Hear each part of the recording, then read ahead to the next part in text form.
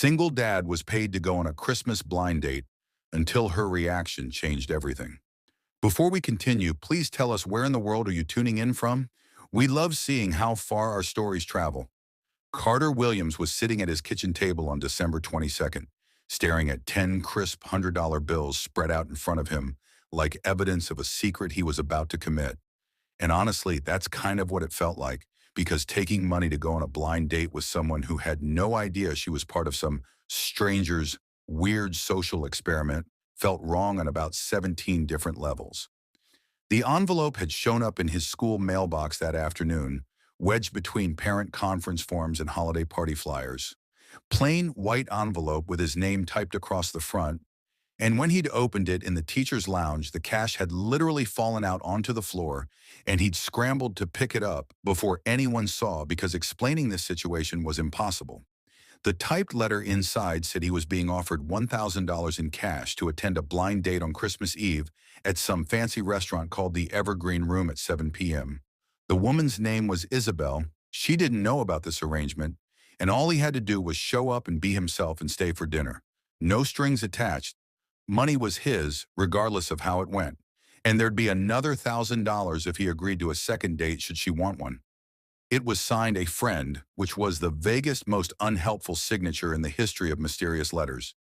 And Carter had read the thing about 8 times trying to figure out if this was a prank or a scam or some kind of reality show setup where he'd show up and get humiliated on camera.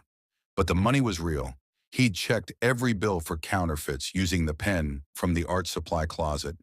And the letter knew things about him it shouldn't know, knew he was facing difficult times, which was the understatement of the century, because 2 weeks ago, his school district had announced massive budget cuts and his entire art program was getting eliminated mid-year. He'd keep his job but get bumped down to substitute teaching starting in January with a 30% pay cut, and he'd spent the last 14 days trying to figure out how to tell his 9-year-old daughter Lily that Christmas was going to be smaller this year and her after-school art program she loved was getting canceled because Daddy couldn't afford it anymore. The $1,000 sitting on his table right now would cover January's rent and 2 months of Lily's program, which meant she could stay in classes through March, and maybe by then he'd figure something else out. Carter's late wife Jenna had died 3 years ago after complications from a sudden stroke that came out of nowhere when she was only 35 years old, and he'd been rebuilding their life piece by piece ever since, working double duty as a single dad and full-time teacher and part-time art tutor on weekends just to keep their heads above water. Jenna used to handle all their finances because she was good with numbers and planning, and he was good with teaching kids to see beauty in the world. And without her, he'd been fumbling through tax forms and insurance claims and bills he didn't understand. And now this mystery person was offering him money to go on a date, and his pride was screaming at him to throw it away, but his bank account was screaming louder. He made a decision that he'd probably regret for the rest of his life, took the cash to the bank that afternoon and deposited it, told himself he'd just go to this one dinner and be polite and kind like the letter asked. It wasn't like he was being told to lie or manipulate anyone, just show up and be himself. And being himself was something he could do. Christmas Eve came faster than he wanted it to, and Carter dropped Lily off at his brother Marcus's house at 5:30 so she could hang with her cousins while he went on what she kept calling Daddy's special dinner date because Marcus's big mouth had told her about it.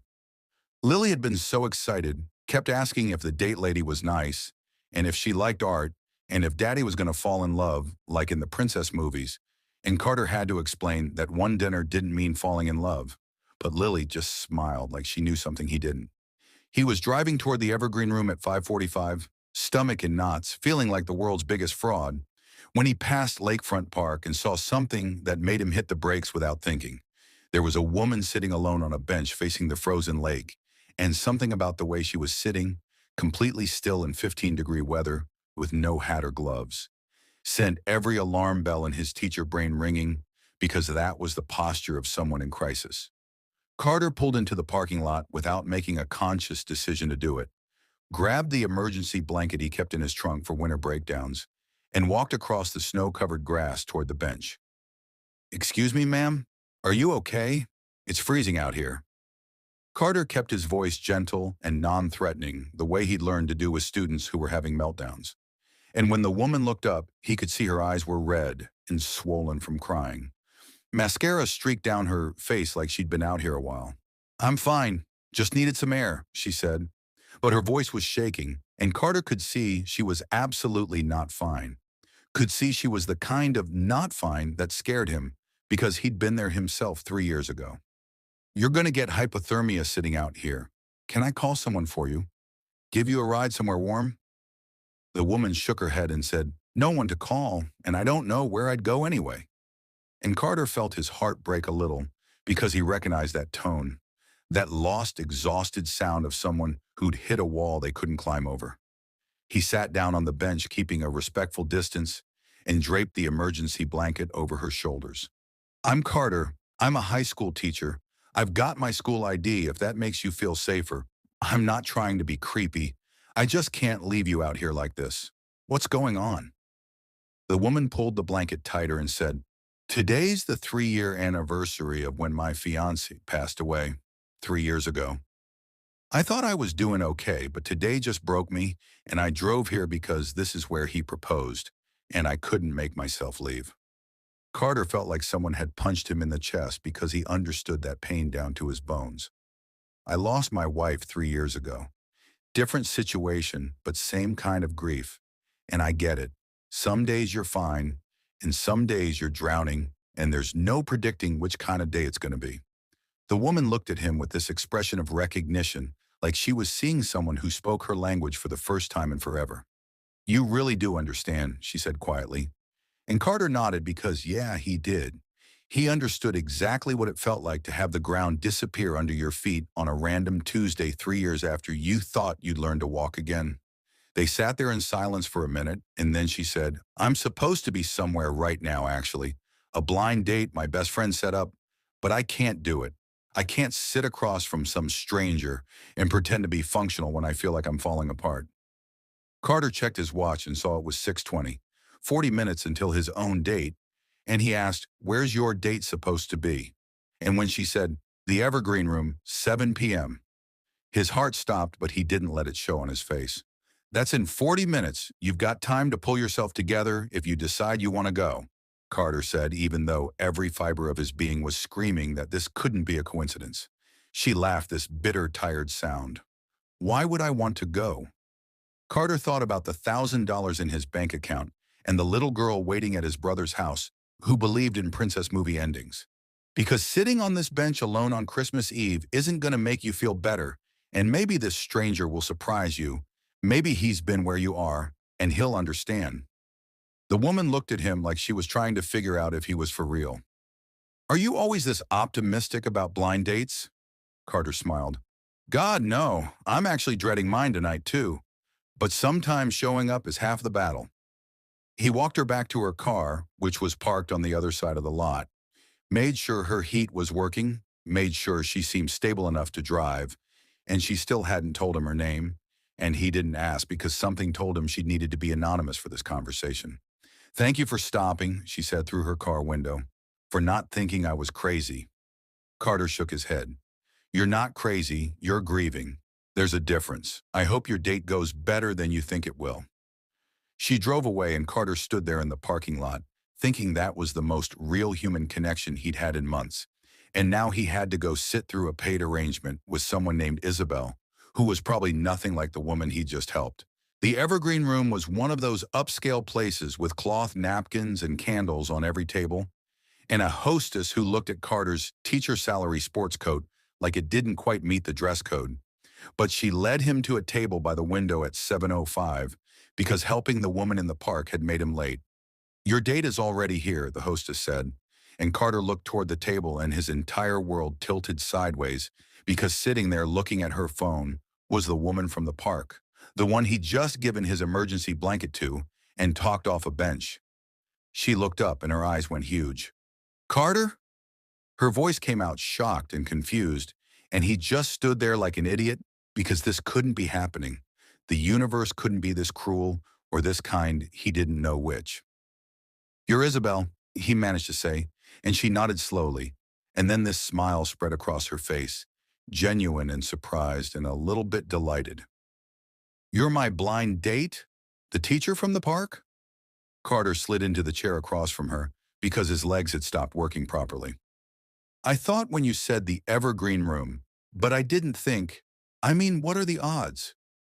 Isabel was laughing now, really laughing, and it transformed her whole face from the broken crying woman on the bench to someone vibrant and alive.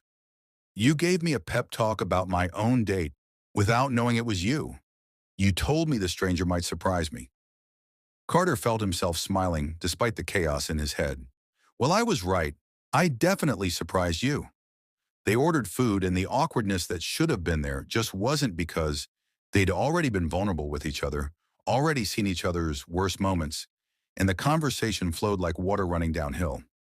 2 hours disappeared, and Carter forgot about the money, forgot this was supposed to be an arrangement, forgot everything except that Isabel was funny and smart and understood grief in a way most people didn't. They left the restaurant at 9:30 and stood in the parking lot not wanting the night to end, and Isabel took his hand and said, "I know this is fast, but I haven't felt this connected to someone since I lost Marcus. Can I see you again? Tomorrow, Christmas Day, my family's having dinner, and I'd love for you to come." Carter's chest felt tight with want and guilt all mixed together. "I'd really like that," he said, and they kissed, soft and tentative and full of promise. And when Carter got in his truck and checked his phone, there was an email from a friend with a subject line that said "second date bonus" and a message that made his stomach drop straight through the floor. "Well done, Carter. Isabel's friend tells me she's smitten. Here's the second thousand as promised. Enjoy Christmas. You both deserve happiness."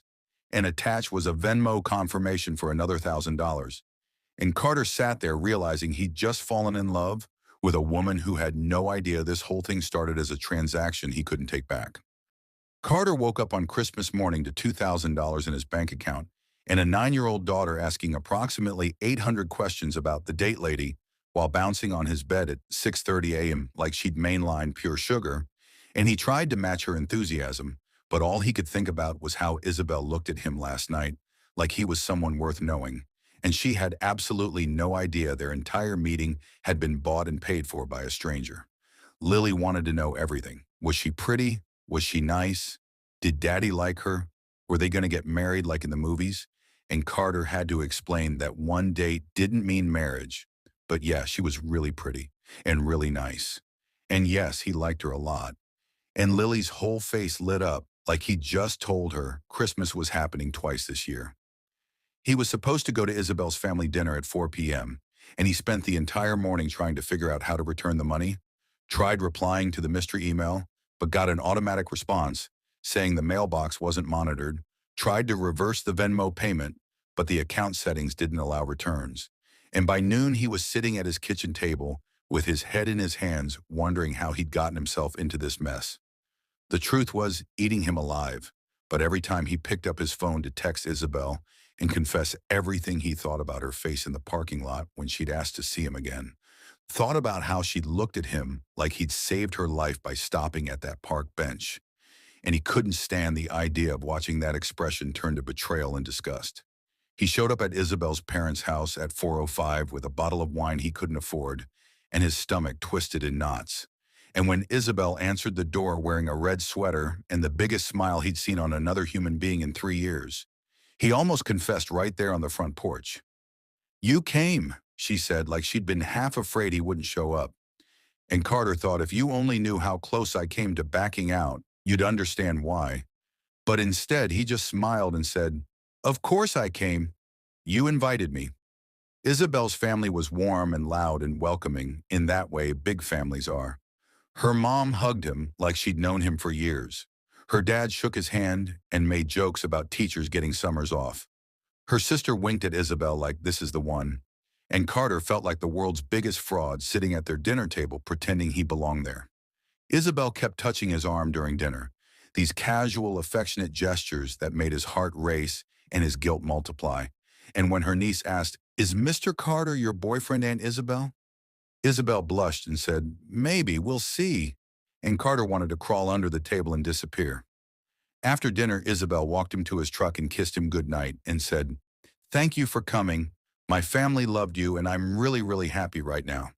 And Carter held her face in his hands and said, "I'm happy too," which was the truth and also somehow the biggest lie. Because how could he be happy when this entire foundation was built on something fake? 1 week later, Carter introduced Isabel to Lily, and it was simultaneously the best and worst day of his recent memory because they met at the Children's Museum, and Lily was shy for about 8 seconds before Isabel started asking her about her favorite exhibits. And within 20 minutes, they were holding hands looking at the dinosaur bones, and Lily was explaining in very serious detail why velociraptors were misunderstood. Isabel was a school counselor, so she was naturally amazing with kids, knew exactly how to talk to them without being condescending. And by the end of the afternoon, Lily was asking Carter if Miss Isabel could come to their house for movie night. And watching the two most important people in his life bond over hot chocolate and animated movies made Carter's chest feel like it was going to explode. That night after Lily went to bed, Isabel called him and said, "Your daughter is incredible. She's smart and funny, and she loves you so much it's written all over her face." And Carter was lying in bed, staring at the ceiling, feeling the weight of his deception crushing him flat. "She really liked you too," he managed to say, and then, "Isabel, I need to tell you something," came out of his mouth before his brain could stop it. There was this pause on the other end of the line, and Isabel's voice got careful when she said, "Okay, what is it?" And Carter completely lost his nerve and said, "Just that I'm really happy, happier than I've been since Jenna died, and it scares me because I don't want to screw this up." Isabel's voice softened. "It scares me too, but good scared, right? Like jumping off a diving board scared, not running from a burning building scared?" Carter laughed despite the knot in his stomach. "Yeah, good scared," he lied. And they talked for another hour about nothing important and everything important. And when they finally hung up at midnight, Carter lay there hating himself for being such a coward.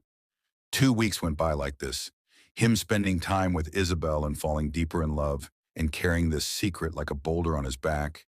And every time she mentioned how crazy it was that they'd met, how fate had brought them together at exactly the right moment when they both needed it, Carter felt like he was going to be sick. January 7th rolled around and Isabel was at his apartment after Lily's bedtime, curled up next to him on the couch watching some romantic comedy she'd picked.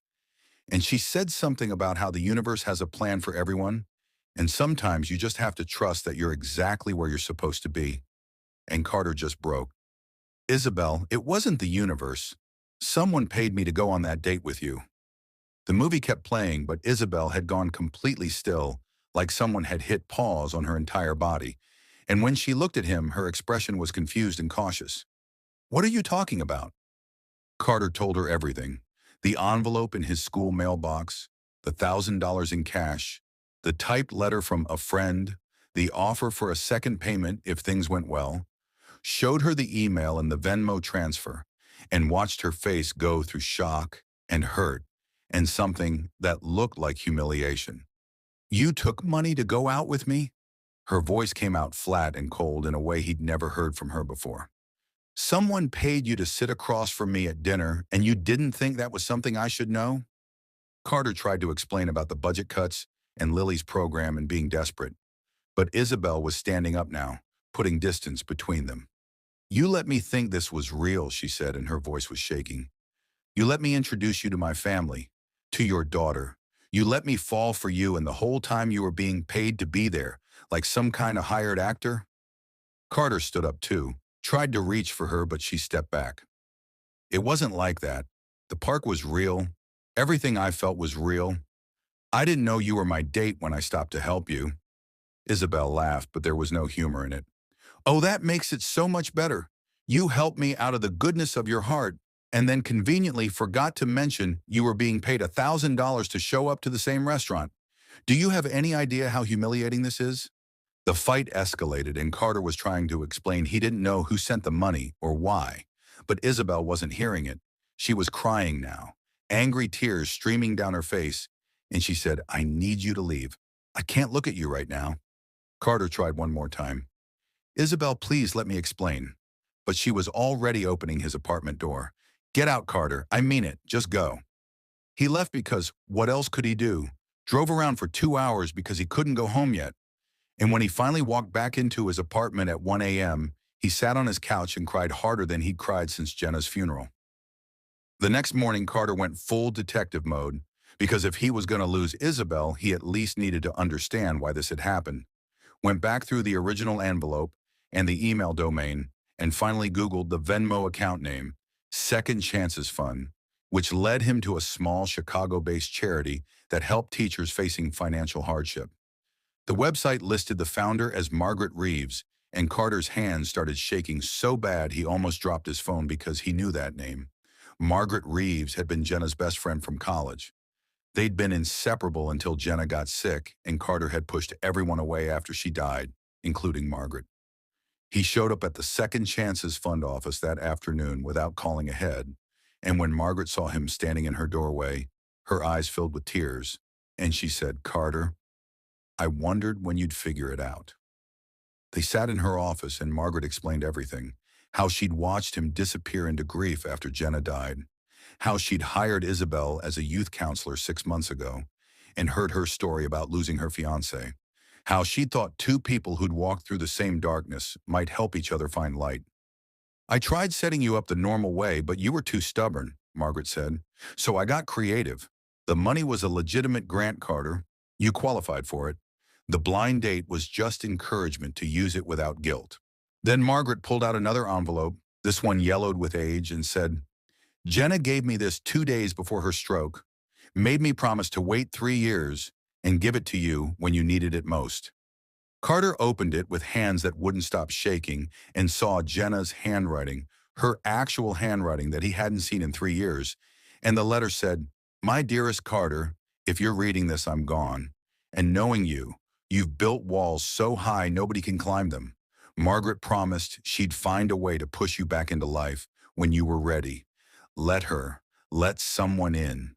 Lily needs to see you happy, not just surviving. You have so much love left to give. Don't waste it grieving me forever. I'll love you always. But please live, Jay." Carter was sobbing so hard he could barely breathe, and Margaret put her hand on his shoulder and said, "Isabelle doesn't know about any of this. She thinks some random stranger paid you to pity date her. You need to tell her the whole truth." Carter went to Isabelle's apartment that night, knocked on her door until she answered, and when she saw him, her expression was guarded and hurt. "The person who paid me was my late wife's best friend," he said before she could tell him to leave. "It wasn't about pity or charity. It was about two people who'd both lost someone learning to live again. And I have a letter from Jenna that explains everything. Can I please come in and show you?" Isabelle looked at him for a long moment and then closed the door in his face, and Carter stood there in the hallway thinking he'd just lost the best thing that had happened to him in 3 years, and it was entirely his own fault for not being honest from the beginning. 1 month went by without a single word from Isabelle, and it was the longest month of Carter's entire life. Longer than the weeks after Jenna's funeral.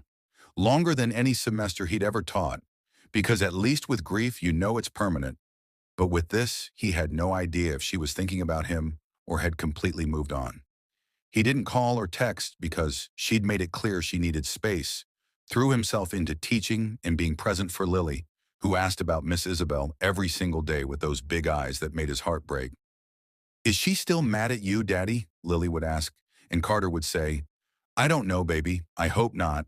But sometimes grown-ups need time to figure things out." What Carter didn't know was that Isabelle spent that entire month going through every stage of grief and anger and confusion. Talked to her therapist twice a week trying to process the fact that the best relationship she'd had in 4 years had started as a paid transaction. Her best friend eventually told her that Margaret had reached out months ago saying she knew the perfect guy, but he'd need some encouragement to show up, and Isabelle started doing her own research on the Second Chances Fund, found articles about the teachers they'd helped, read testimonials from families who'd been saved from financial ruin. She found Carter's name in a volunteer section from 2 years back, where he'd taught free art classes to at-risk youth through Margaret's program. And something clicked in her brain that this wasn't some random scam. This was way more complicated than she'd thought. Isabelle showed up at Margaret's office on a Tuesday afternoon without an appointment and walked in demanding answers. "Why didn't you just tell us you were setting us up like normal people?" Isabelle asked, and Margaret smiled this sad, knowing smile and said, because Carter would have said no out of loyalty to Jenna's memory, and you would have said no out of fear. Sometimes people need a push disguised as something else. Margaret showed Isabelle the letter from Jenna. Let her read the words about pushing Carter back into life, about not wasting love on endless grief. And Isabelle started crying right there in Margaret's office. He stopped for me in that park before he knew who I was, Isabelle said through her tears. That wasn't about the money, was it? Margaret shook her head. That was all Carter. That's exactly who he is. The money just got him to the restaurant. His heart did everything else. Valentine's Day came around 6 weeks after their fight, and Isabelle made a decision, showed up at Carter's high school right as the final bell rang, walked into his classroom where Lily was doing homework at a desk while Carter cleaned up paint supplies. Miss Isabelle! Lily screamed and ran across the room to hug her, and Isabelle held on tight while looking at Carter over the little girl's head. Can we talk? She asked, and Carter sent Lily down to the main office with a hall pass, turned back to Isabelle with his heart hammering so hard he thought it might break through his ribs. I spent 6 weeks being angry at you, Isabelle started, because finding out about the money made me feel like I wasn't enough to attract someone honestly, like I was some charity case who needed a paid escort to feel special. Carter opened his mouth to respond, but Isabelle held up her hand.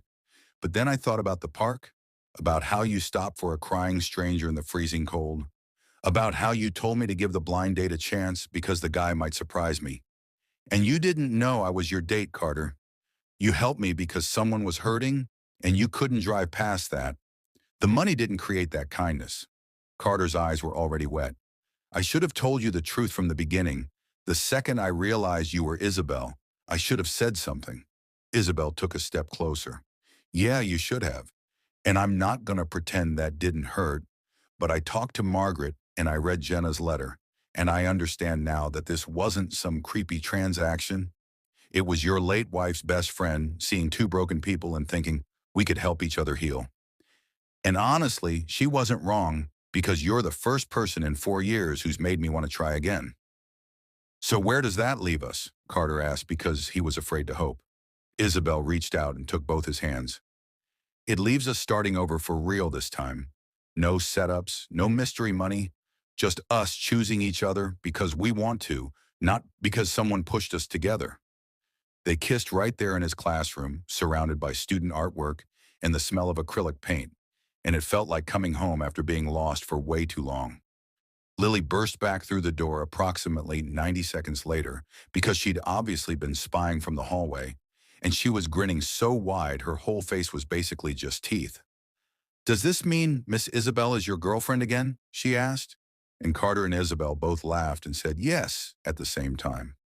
10 months later on Christmas Eve, Carter took Isabelle back to Lakefront Park, to the exact bench where they had first met, and he'd strung lights in all the trees and set up a small table with candles because he'd gotten permission from the Parks Department by explaining the whole story.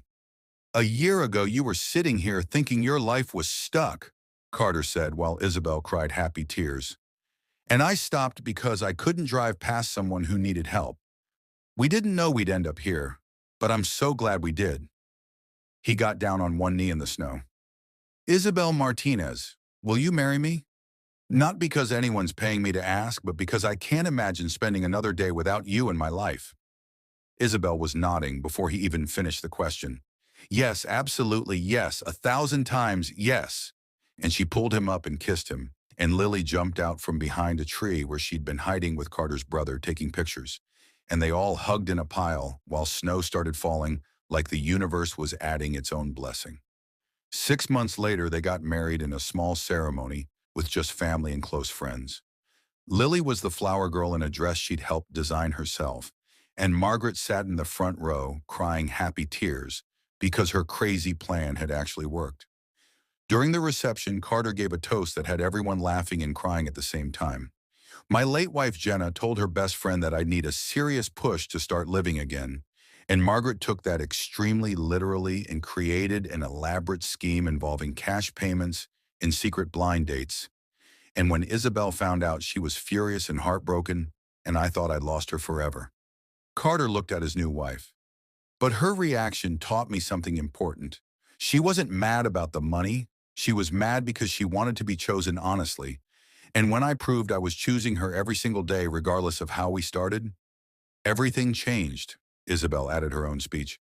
Sometimes having a breakdown on a park bench leads to meeting someone who'll help you rebuild your entire life. Carter stopped that night because he's genuinely a good person. Everything that came after was just us choosing each other over and over again, despite a really weird beginning. They visited Jenna's grave together after their honeymoon, and Carter introduced Isabel properly. Thank you for Margaret, for the letter, for knowing what I needed before I knew it myself, he said to the headstone. And Isabel promised, I'll take good care of them. I'll love them with everything I have. Carter's closing voiceover played over clips of their blended family. Lily calling Isabel mom for the first time. Sunday morning pancakes. Art projects covering every surface. I was paid $1,000 to go on a blind date, and when she found out, her reaction almost destroyed us. But here's what I learned. The money got me to show up, but love made me stay. Her anger wasn't about the transaction. It was about wanting to be valued honestly. And when I proved I valued her more than anything, the foundation became solid. The final shot showed all three of them decorating a Christmas tree with a photo of Jenna on the mantle. Sometimes the messiest beginnings lead to the most beautiful endings. If this reminded you that honesty rebuilds trust, that love is worth fighting for even when it starts complicated, and that second chances come in unexpected packages, hit that subscribe button. Thanks for being here with us.